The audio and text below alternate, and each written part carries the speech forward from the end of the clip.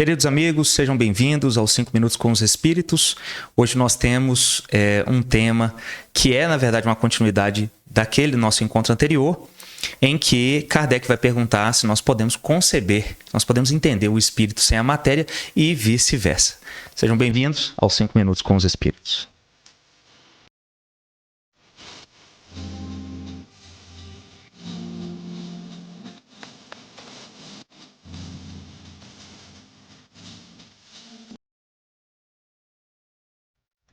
Bom, Mirela, seja bem-vinda. Valdeni, seja muito bem-vindo também. Nós estamos aqui reunidos aqui para a gente responder isso aqui. Kardec faz uma pergunta que ela é desafiadora, né? E a gente sabe que o espírito ele necessita da matéria para poder ir experimentando as agruras da vida, as dificuldades. Queria que vocês comentassem um pouco disso aqui para nós, para o pessoal que está em casa poder entender, né? Sobretudo, para que serve a matéria na vida do espírito. Vamos lá, então. A gente falou no episódio anterior, né, que o espírito e matéria são coisas independentes. Logo, se eles são independentes, um existe sem o outro, né? Cada um com seu papel, mas um existe sem o outro. E aí, como um exemplo, né? Matéria sem espírito, tudo que a gente tá vendo aqui nessa sala, com exceção da gente aqui, matéria sem espírito. E espírito sem a matéria, aí eu imagino algo, né, lá no mundo espiritual, alguma coisa mais distante, né? Não consigo ter um formato, mas a gente sabe que existe. Difícil até de descrever, né? Difícil até de descrever. Não, até que não é tão difícil, não. Nós estamos no centro espírita. O que mais tem aqui é espírito. Eu não tô vendo, mas... Eu não tô vendo. Eles existem. Então, logicamente... eles não se manifestam aqui porque não estão na mesma dimensão física que nós estamos, mas que eles existem, eles existem. Uhum. Né? Agora, falando assim mais seriamente sobre esse conteúdo, o espírito ele pode viver sem a matéria? Olha, temos que pensar um pouco nisso aí. Se você subentende que o espírito é aquele ser que desencarnou e está no plano espiritual, e isso é espírito, ele independe dessa matéria aqui, tudo bem, mas na realidade, como nós falamos, o plano espiritual também é matéria. Matéria quintessenciada, mas é matéria. Tanto é que os espíritos lá no plano espiritual, eles têm pulmão, eles têm coração, eles têm os órgãos para se manifestar, para se locomover. Sim. Então, isso é constituído de matéria. Uma matéria quintessenciada, mas sim. Mas, se a gente for salientar, então, só essa divisão de encarnados e desencarnados, que o espírito fica mais fácil da gente entender, né? É um ser desencarnado, sim. A gente entenderia que eles podem viver sem a matéria? Sim. A matéria pode viver sem o espírito? Não. Viver não, mas existir... Viver não. Existir, sim. Mas ela pode existir. Ela pode existir. Por exemplo, essa mesa, madeira. Correto. Já teve vida. Já teve um princípio inteligente animando. Sim, do vegetal que estava aqui, né? Tal, obviamente havia o princípio aqui. Lembrando que tudo que tem vida tem um princípio inteligente por trás. Tudo. Não existe vida sem o princípio inteligente. Até onde nós sabemos, né? Não existe vida sem o princípio inteligente. Então, mas uma vez que o princípio inteligente abandona a matéria, sobra somente a matéria. Sim. Então, ela vai existir um determinado espaço de tempo até que ela se desintegre. Uhum. Por mais sólida que ela seja, um dia ela vai se desintegrar. Aqueles que são mais simples, no instantinho, eles se desintegram.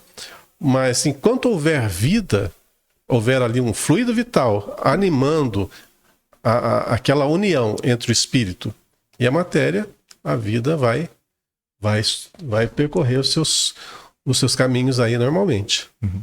O Valdeni, ia até trazer um tema aqui que é um tema, eu diria que talvez de controvérsia entre os estudiosos da doutrina, né? dizem que quando a gente se senta na mesa de direção do universo, quando a gente chega nos postulados crísticos, não existe mais nem mesmo perispírito, né? Mas tem algumas pessoas que até discordam disso, porque se esses espíritos não tiverem nem mesmo perispírito, nessa matéria ultra, mega quintessenciada, eles acabam não tendo também contato com os demais que estão aqui, né? E um princípio de fraternidade no universo está por aí.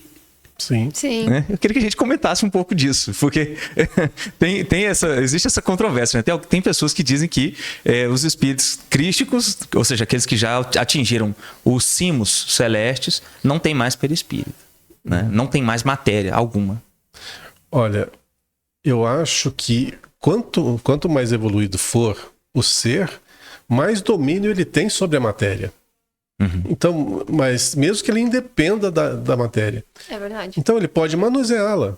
Sim. A seu bel prazer. Então, o que o Cristo fez quando ele foi encarnar aqui na Terra? Ele reconstituiu todo o seu corpo perispiritual, que já não existia mais. Ele dominou essa técnica, ele fez isso até que fosse possível renascer. Ele se manifestar aqui entre nós. Exatamente. Né? Mesmo que não seja matéria, ele consegue passar a ser. Ele tem a manipulação total, né? Ele consegue ele tem chegar a manipulação onde ele precisa. Completa desse material. Né? Tanto é que, olha as curas que ele fez. É verdade. Tem que ter o domínio sobre a matéria. Você já pensou uma coisa? Um paralítico, uma pessoa que tem a deformidade esquelética. É material denso, duro. Pensa como que você vai consertar isso. É célula. É célula. Então, E são vários exemplos, né? A água e o vinho, o caminhar na água. Tudo isso são tipos de manipulações. Sim, são manipulação da matéria. Mas algumas já têm explicação. A levitação tem uma explicação. Sim. Mas essa da reconstituição celular é uma coisa fantástica. Como que ele utiliza? A gente começa a tentar umas teorias.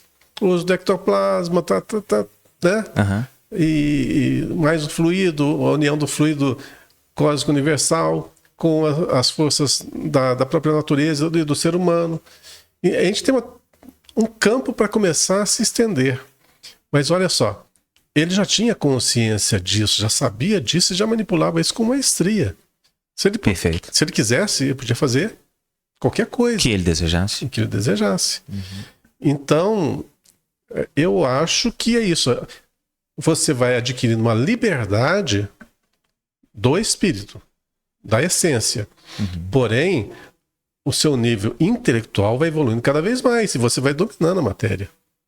Hoje, nós já dominamos a matéria muito melhor do que nós dominávamos há 2, 3 mil anos atrás. Não é verdade? Claro. Então, isso vai ser sempre evoluir, vai ser sempre evoluir e nós vamos gradativamente adquirindo o conhecimento necessário para esse domínio. Vai demorar um pouquinho, mas... Bom, a gente vai ficando por aqui, então. Esse é um assunto em que a gente poderia se debruçar nele por muito mais tempo. Mas o propósito do nosso programa aqui é trazer informações rápidas e elementos, sobretudo esclarecedores para as pessoas que estão chegando na doutrina espírita. A gente volta na semana que vem com uma pergunta estarrecedora, né? O que foi criado inicialmente por Deus no universo? A matéria e o espírito? Quem foi que foi criado primeiro, né? A gente vai falar um pouco sobre isso. Ovo ou galinha. Na semana que vem. A gente fica por aqui nos 5 minutos com os espíritos.